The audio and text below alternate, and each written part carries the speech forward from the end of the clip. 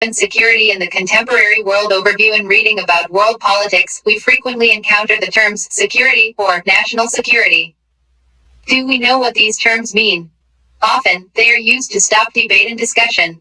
We hear that an issue is a security issue and that it is vital for the well-being of the country. The implication is that it is too important. We see movies in which everything surrounding national security is shadowy and dangerous.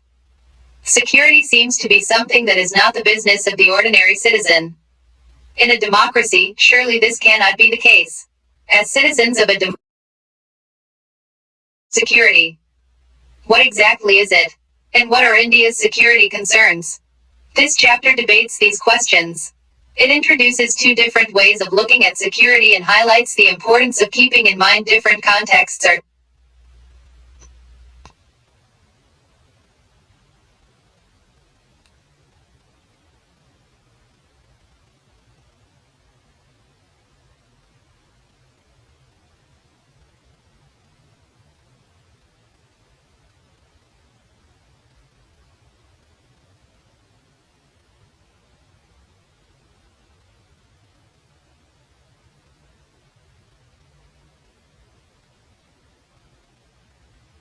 It introduces two different ways of looking at security and highlights the importance of keeping in mind different contexts or situations which determine our view of security. The concern about human security was reflected in the 1994 UNDP's Human Development Report, which contends the concept of security has for too long been interpreted narrowly. It has been more related to nation states than people, forgotten were the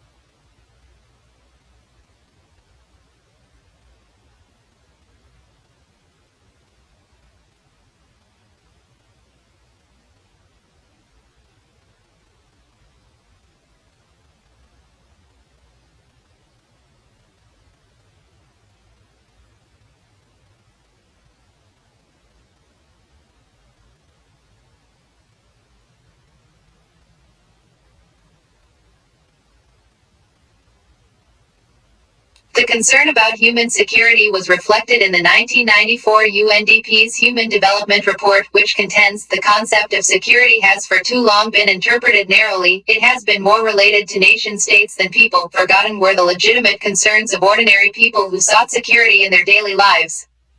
The images above show various forms of security threats. What is security? At its most basic, security implies freedom from threats. Human existence and the life of a country are full of threats. Does that mean that every single threat counts as a security threat? Every time a person steps out of his or her house, there is some degree of threat to their existence and way of life. Our world would be saturated with security issues if we took such a broad view of what is threatening. Those who study security, therefore, generally say that only those things that threaten core values should be regarded as being of interest in discussions of security. Whose core values, though? The core values of the country as a whole. The core values of ordinary women and men in the street. Do governments, on behalf of citizens, always have the same notion of core values as the ordinary citizen? Taming peace. Have you heard of peacekeeping force? Do you think this is paradoxical term? Furthermore, when we speak of threats to core values, how intense should the threats be? Surely there are big and small threats to virtually every value we hold dear. Can all those threats be brought into the understanding of security? Every time another country does something or fails to do something, this may damage the core values of one's country. Every time a person is robbed in the streets, the security of ordinary people as they live their daily lives is harmed. Yet, we would be paralyzed if we took such an extensive view of security. Everywhere we looked, the world would be full of dangers. Who decides about my security? Some leaders and experts. Can't I decide what is my security? So we are brought to a conclusion: security relates only to extremely dangerous threats that could so endanger core values that those values would be damaged beyond repair if we did not do something to deal with the situation. Having said that, we must admit that security remains a slippery idea. For instance, have societies always had the same conception of security? It would be surprising if they did, because so many things change in the world around us. And, at any given time in world history, do all societies have the same conception of security? Again, it would be amazing if 650 crore people, organized in nearly 200 countries, had the same conception of security. Let us begin by putting the various notions of security under two groups: traditional and non-traditional conceptions of security. War is all about insecurity, destruction and deaths. How can a war make anyone secure? Traditional notions, external most of the time. When we read and hear about security, we are talking about traditional, national security conceptions of security. In the traditional conception of security, the greatest danger to a country is from military threats. The source of this danger is another country which, by threatening military action, endangers the core values of sovereignty, independence and territorial integrity. Military action also endangers the lives of ordinary citizens. It is unlikely that in a war only soldiers will be hurt or killed.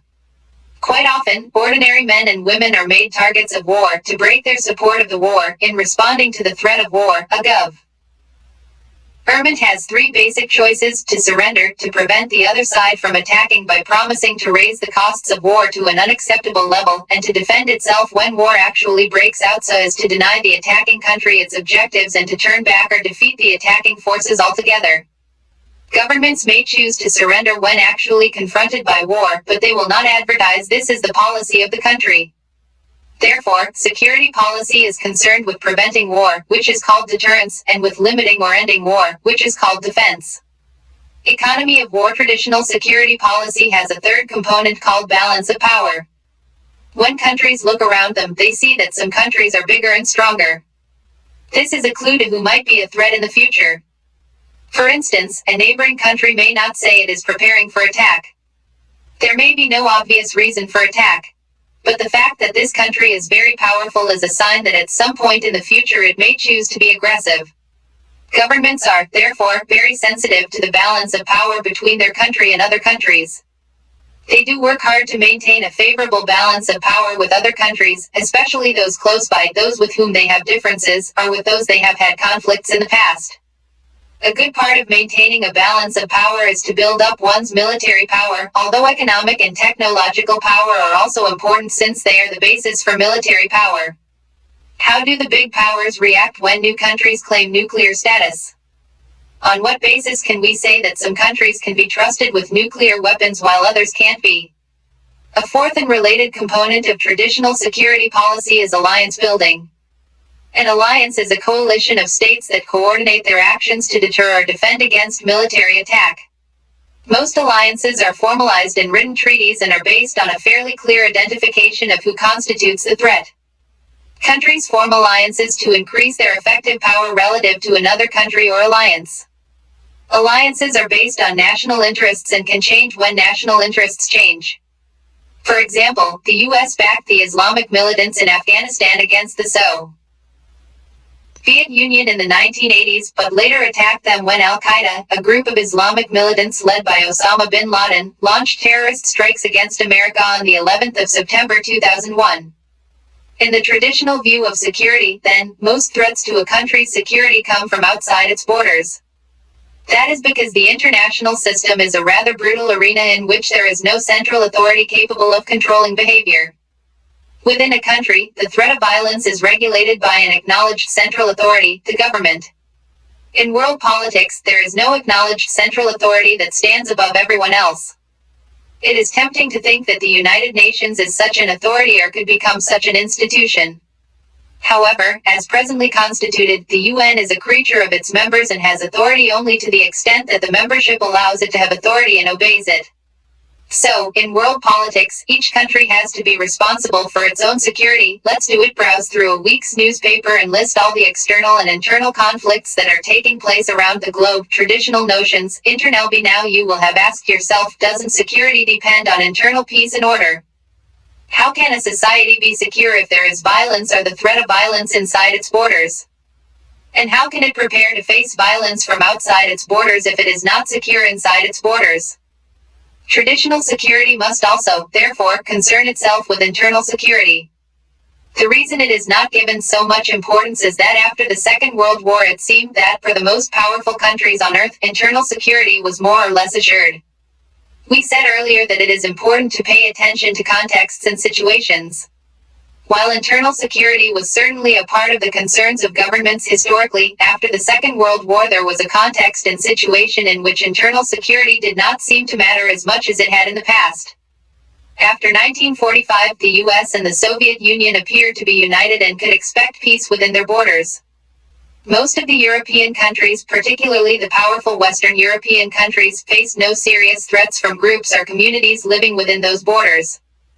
Therefore, these countries focused primarily on threats from outside their borders. What were the external threats facing these powerful countries? Again, we draw attention to contexts and situations. We know that the period after the Second World War was the Cold War, in which the US-led Western Alliance faced the Soviet-led Communist Alliance. Above all, the two alliances feared a military attack from each other. Some European powers, in addition, continued to worry about violence in their colonies from colonized people who wanted independence.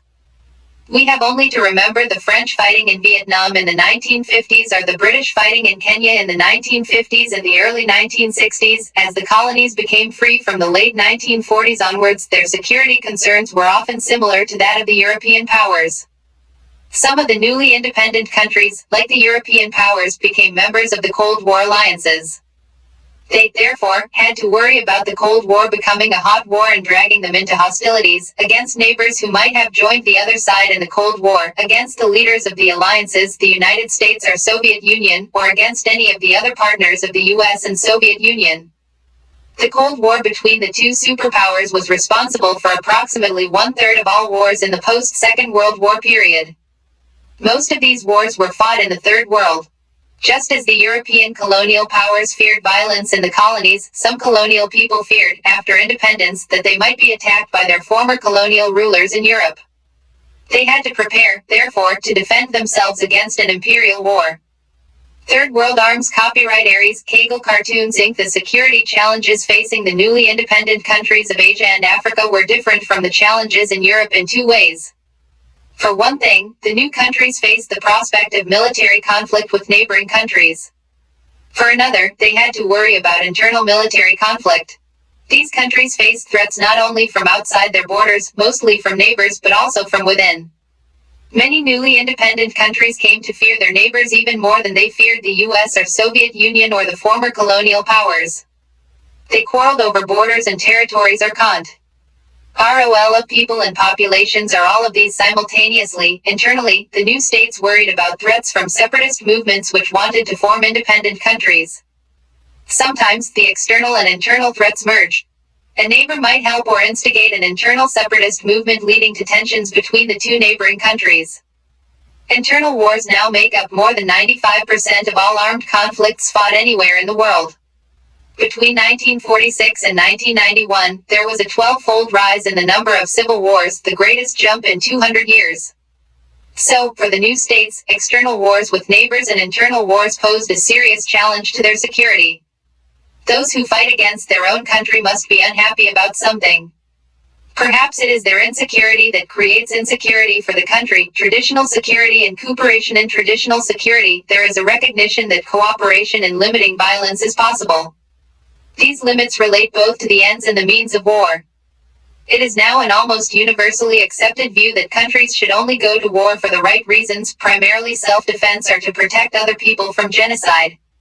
War must also be limited in terms of the means that are used. Armies must avoid killing or hurting non-combatants as well as unarmed and surrendering combatants. They should not be excessively violent.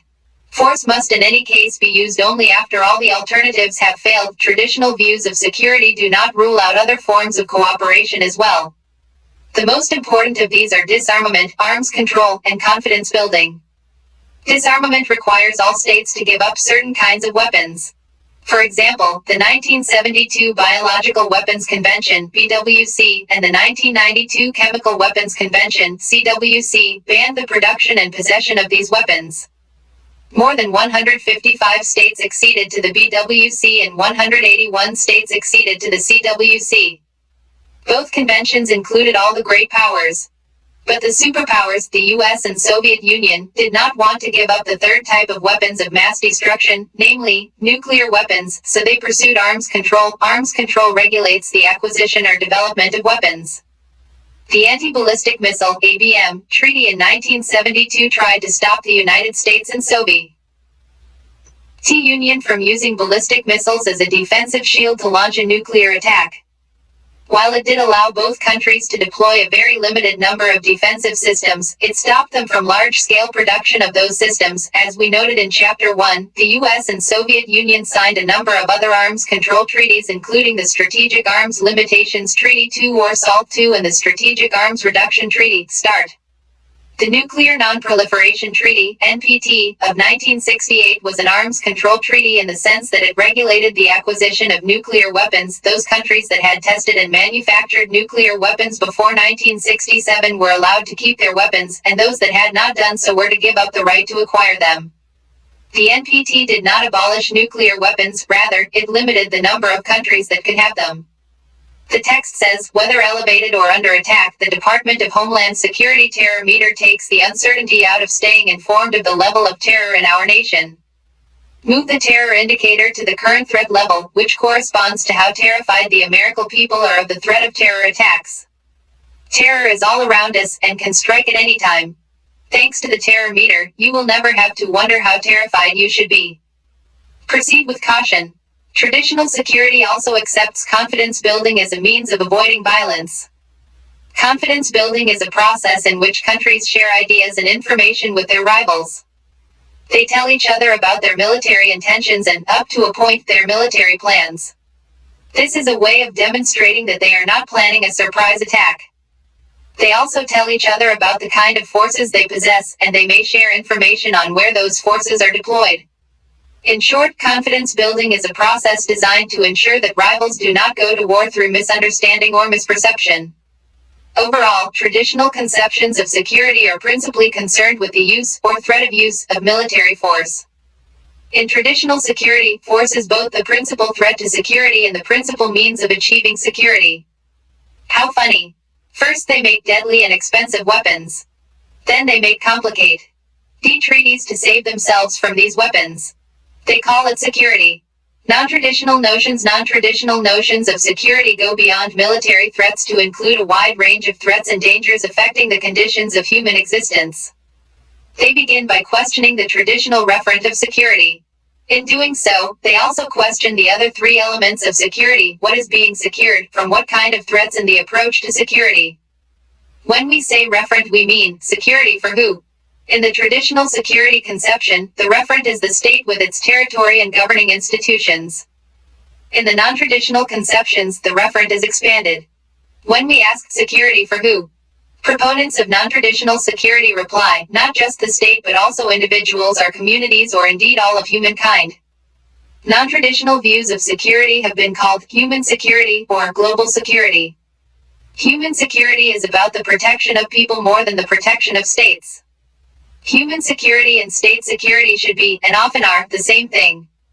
But secure states do not automatically mean secure peoples.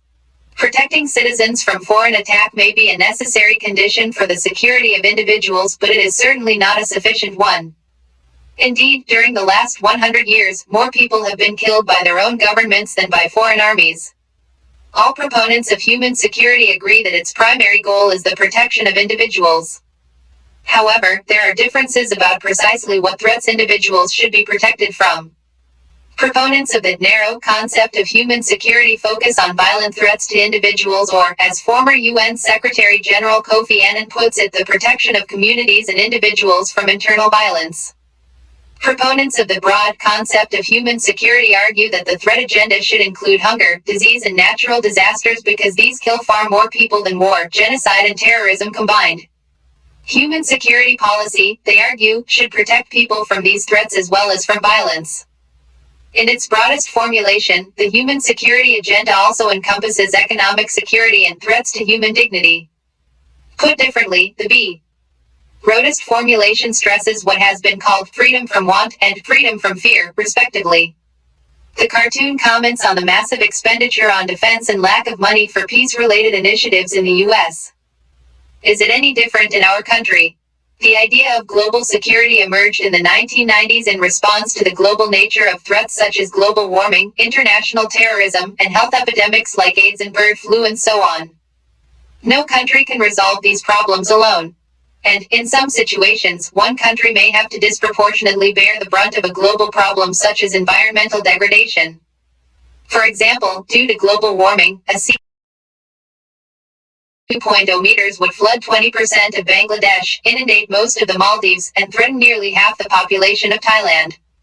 Since these problems are global in nature, international cooperation is vital, even though it is difficult to achieve. Now we are talking.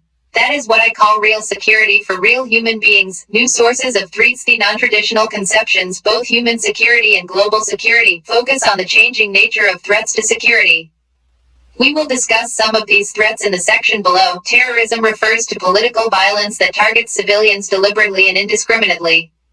International terrorism involves the citizens or territory of more than one country.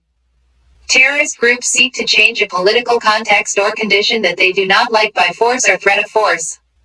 Civilian targets are usually chosen to terrorize the public and to use the unhappiness of the public as a weapon against national governments or other parties in conflict.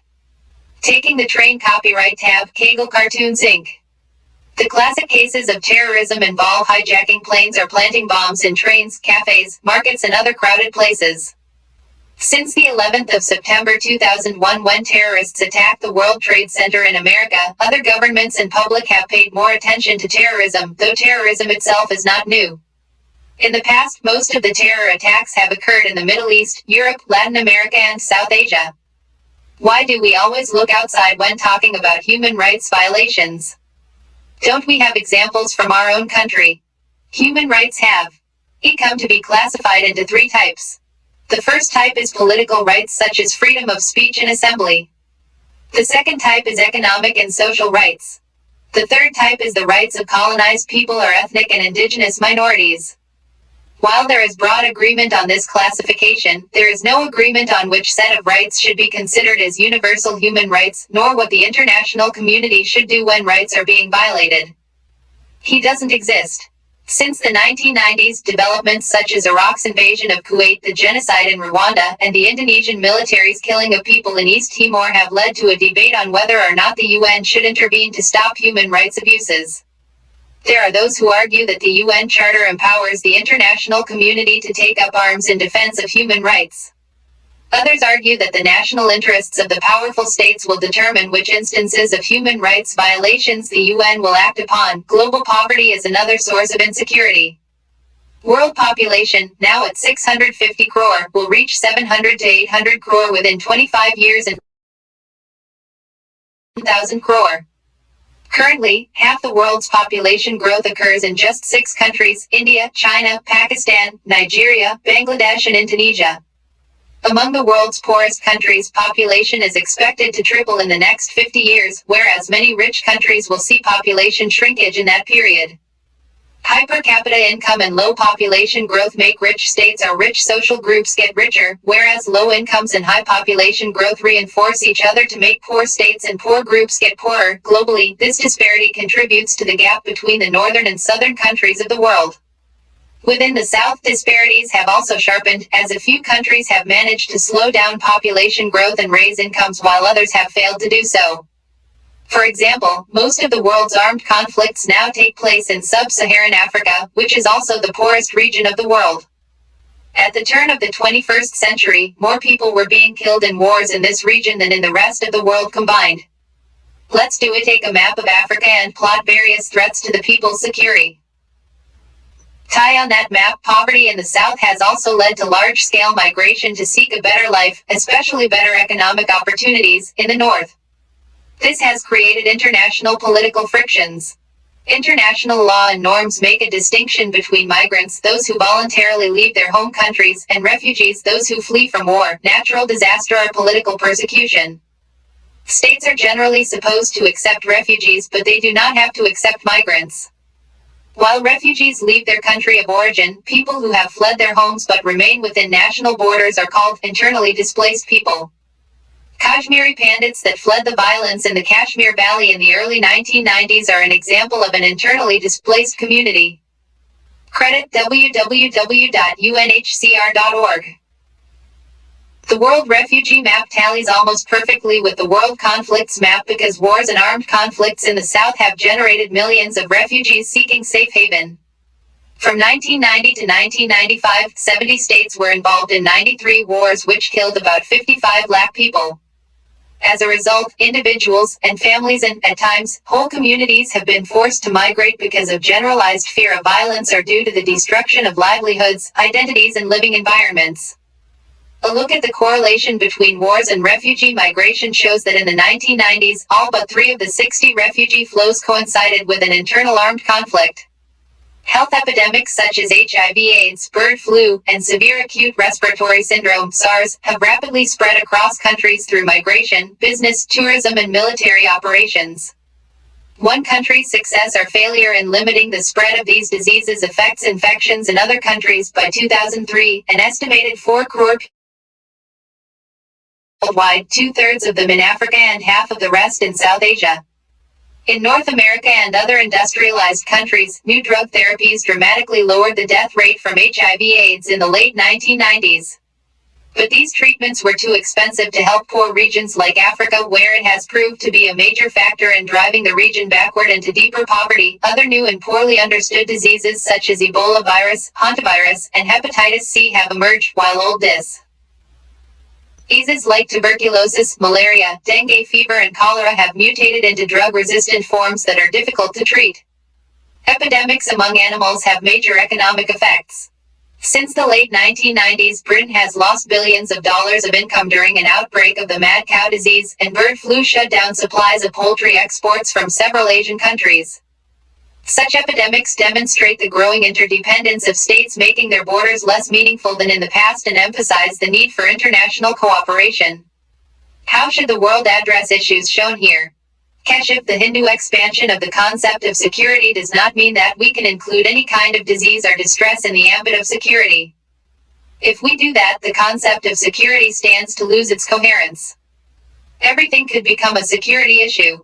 To qualify as a security problem, therefore, an issue must share a minimum common criterion, say, of threatening the very existence of the referent, a state or group of people, though the precise nature of this threat may be different.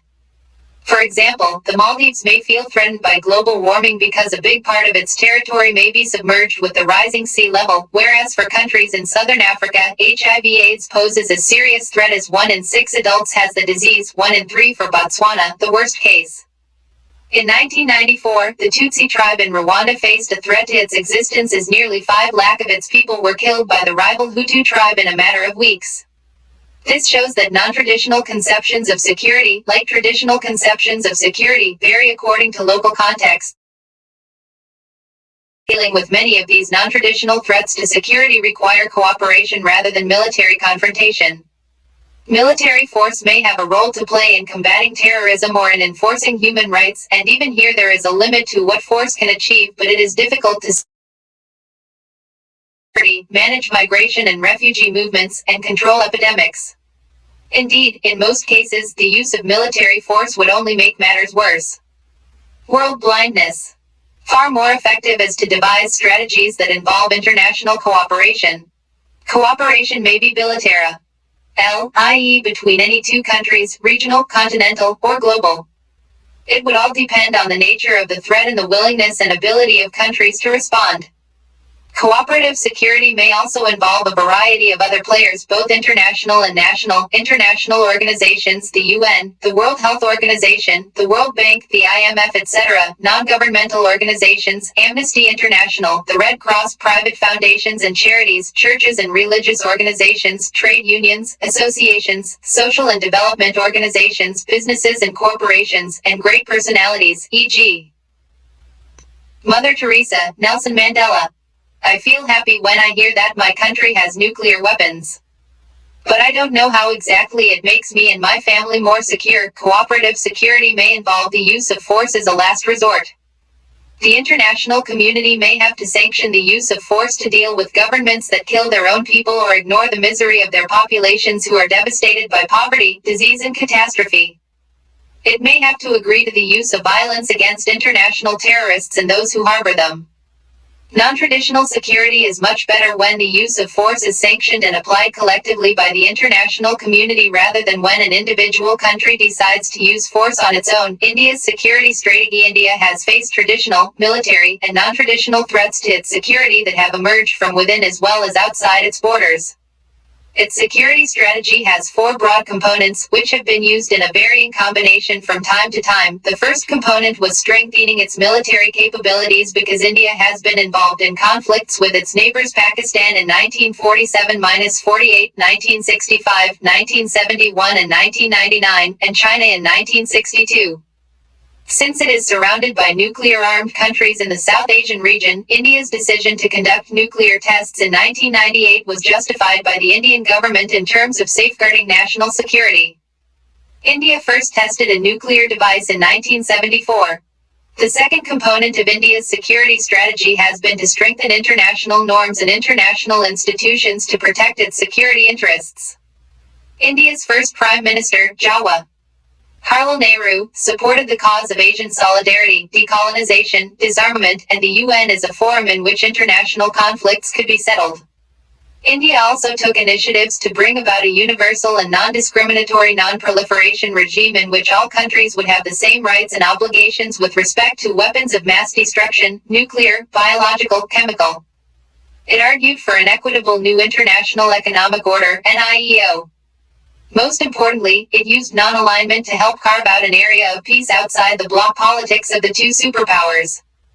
India joined 160 countries that have signed and ratified the 1997 Kyoto Protocol, which provides a roadmap for reducing the emissions of greenhouse gases to check global warming. Indian troops have been sent abroad on UN peacekeeping missions in support of cooperative security initiatives. The third component of Indian security strategy is geared towards meeting security challenges within the country. Several militant groups from areas such as the Nagaland, Mizoram, the Punjab, and Kashmir among others have from time to time sought to break away from India.